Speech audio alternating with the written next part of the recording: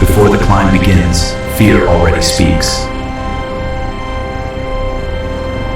Before the climb begins, fear already speaks.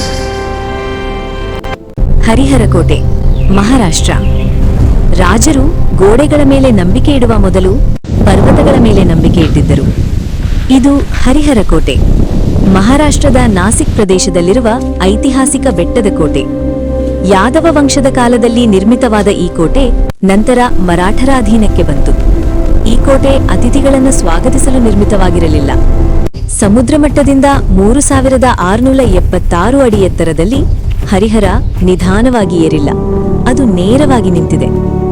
ನೀವು ನೋಡುತ್ತಿರುವ ಈ ಮೆಟ್ಟಿಲುಗಳು ನೇರವಾಗಿ ಬಂಡೆಯಲ್ಲಿ ಕೆತ್ತಲ್ಪಟ್ಟಿವೆ, ಬಹುತೇಕ ಲಂಬವಾಗಿವೆ.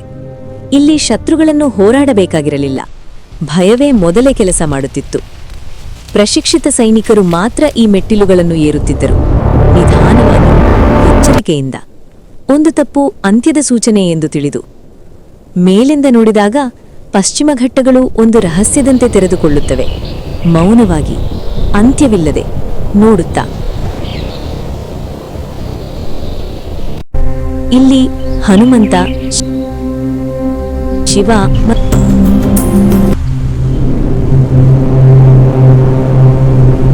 ನಂದಿಯ ದೇವಾಲಯಗಳಿವೆ. ಅಲಂಕಾರಕ್ಕಾಗಿ ಅಲ್ಲ, ಬಲಕ್ಕಾಗಿ. ಹರಿಹರ ಕೋಟೆ ಆರಾಮಕ್ಕಾಗಿ ನಿರ್ಮಿಸಲ್ಪಟ್ಟದ್ದಲ್ಲ, ಅದು ನಿಯಂತ್ರಣಕ್ಕಾಗಿ ನಿರ್ಮಿಸಲ್ಪಟ್ಟಿತು. ಕೆಲವು ಸ್ಥಳಗಳು ನಿಮ್ಮ ದೇಹವನ್ನು ಪರೀಕ್ಷಿಸುವುದಿಲ್ಲ, ಅವು ನಿಮ್ಮ ಧೈರ್ಯವನ್ನಳತವೆ.